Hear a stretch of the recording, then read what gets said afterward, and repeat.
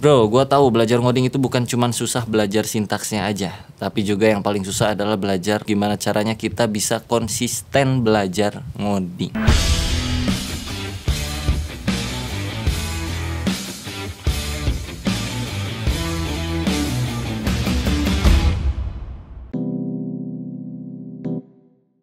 Yang pertama, lu harus coba hindarin ngoding tanpa flow. Jadi kebanyakan orang pertama kali belajar ngoding itu tiba-tiba ngoding tanpa flow yang mereka pikirin. Seenggaknya dengan adanya flow, lu bakal ngoding itu lebih terarah, lebih terstruktur. Apa yang harus lu buat terlebih dahulu, fitur mana yang harus lu bikin supaya itu bisa jadi dipakai sama user. Jadi seenggaknya lu gambarin flow-flownya dulu dari awal A sampai Z gitu. Dan ini juga benefit banget kalau lu kerja sama tim. Lu bisa bikin kayak macam flowchart ataupun diagram apapun itu. Yang kedua yang harus lu hindari adalah redundant sintaks. Biasa kita sebut sintaks yang duplikat. Double-double sintaksnya yang membuat lu akhirnya capek, ngoding harus gitu lagi, dan ya kayak boros aja gitu bro. Yang mana sebenarnya itu bisa dijadikan hal yang reusable, dipakai berulang-ulang tanpa harus mengetikkan sintaks yang sama secara terus-menerus. Kalau misalnya lu di awal udah mikir kayak, aduh gua harus bikin lagi ini di sebelah sini, bikin lagi di sebelah sini, capek. Jadi di sini udah ada kayak capek, berarti kan di sana udah mulai itu muncul kayak rasa-rasa jenuh dan nanti pada akhirnya akan burn out juga. Yang ketiga, lu terlalu fokus dengan sintaks yang akan lu coding tanpa melihat ke library di luar sana. Ada banyak third party yang bisa lu pakai untuk menuntaskan masalah yang ada. Jadi lu nggak usah khawatir, nggak usah takut untuk pakai library. Carilah library yang sesuai dengan kebutuhan lu. Dan banyak banget library di luar sana yang bisa lu pilih. Kayak macam di npm module itu banyak banget package-package yang bisa lu install. Ataupun di Laravel mungkin via Composer. Kayak gitu-gitulah kurang lebih ya. Jadi lu bisa cari sendiri library untuk membantu produktivitas lu dalam hal coding mengcoding. Yang keempat adalah lu nggak mau baca dokumentasi official dari apa yang lu pakai. Misalnya lu pakai JavaScript dan lu males baca dokumentasi JavaScript, atau lu pakai PHP, lu males baca dokumentasi officialnya PHP. Yang pada akhirnya ketika lu error, lu bakal cari di Google dan mengharapkan langsung ada jawabannya. Sedangkan nggak semua kasus itu ada jawabannya. Jadi suatu saat ketika lu bikin project nggak nemu jawabannya, di situ lu mentok dan lu males lagi untuk ngoding, bahkan project tersebut nggak lu lanjutin. Itu banyak terjadi di antara kita sebagai seorang developer. Yang kelima, ini mungkin nggak terlalu berkaitan dengan hal teknis, tapi lebih ke lingkungan meja kerja kita. Setupannya seperti apa, apakah enak di mata, minimal nyaman di diri kita.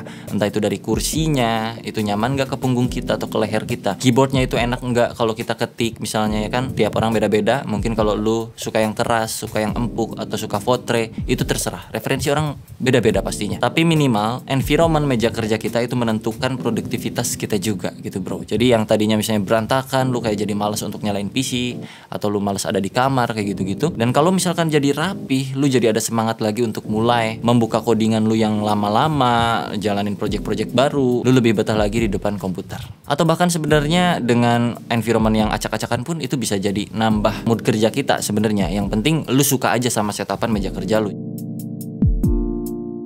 Yang keenam, kurang baca atau kurang motivasi. Jadi kayak gua misalnya terkadang mentok dan gua nggak tahu harus ngapain lagi. Gua udah mulai cukup bosan dengan dunia coding, sempet ngalamin itu bosen. Tapi gua tuh kalau baca-baca artikel di dev.to atau di Medium kayak gitu-gitu, baca artikelnya orang sharing tentang pengalamannya dia kerja di mana, dia pakai library apa, dia pakai framework yang mana. Kalau gua baca-baca, gua kadang suka kayak ambisius lagi untuk belajar hal baru di ranah ngoding gitu, atau kepikiran untuk bikin project apa dengan hal yang sama seperti dia atau kayak gimana gitu kurang lebih. Jadi membaca itu bisa meningkatkan gairah kita terhadap belajar ngoding lagi, jadi lebih konsisten lagi. Dan terkadang kita butuh motivasi juga, mulai dari nonton video YouTube yang sharing tentang pengalaman kerjanya atau pengalaman penggunaan sesuatu di ranah coding. Pastinya kita butuh itu untuk motivasi diri. Oh ternyata kayaknya kita bisa juga deh pakai begituan gitu ya. Apapun yang lu lihat, kalau referensinya masih di lingkup teknologi, kayaknya nyoba deh, atau kayaknya gue bisa juga deh gitu.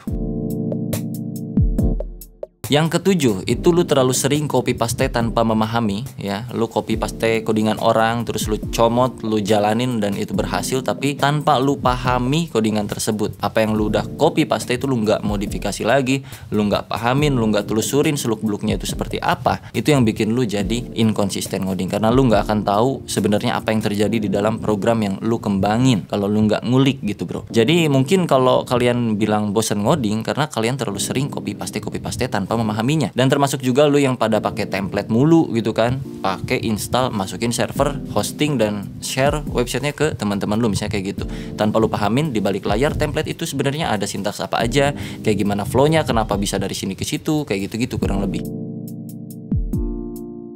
Dan untuk bonus yang terakhir, lu jarang ngoding dengan cara troubleshooting. Kalau gua biasanya, ya dulu juga kayak gitu, tapi sekarang ya 5 tahun belakangan itu gua kalau ngoding, mau bikin fitur apapun itu biasanya gua troubleshooting dulu dari paling luaran sampai ya sebutannya tuh dari hulu ke hilir kayak gitu kurang lebih ya. Kita lihat dulu dari segi kalau JavaScript biasanya di konsolog dulu tuh ya, kalau di PHP biasanya di Vardam dulu, kalau di Laravel di DD dulu kayak gitu-gitu kurang lebih. Jadi supaya nanti ke depannya tanpa harus lu ngoding panjang-panjang dulu, lu udah tahu bahwa ini kayaknya nggak akan bisa, ini bisa, itu enggak. So itu tadi 7 habit yang bisa bikin lu nggak konsisten ngoding. So menurut lu apakah ada habit lainnya yang bisa membuat lu jadi malas ngoding? Apakah habitnya? Apakah unsur-unsur cewek atau unsur-unsur kehidupan lainnya? Silahkan di kolom komentar aja. Semoga bermanfaat video ini buat kalian semua yang lagi belajar ngoding. Tetap struggle untuk belajar ngoding. Jangan lupa istirahat. Nggak boleh terus-menerus ngodingnya, nanti kalian pusing atau komputernya BSOD kayak punya gue. Jadi sampai jumpa di video berikutnya. Bye-bye.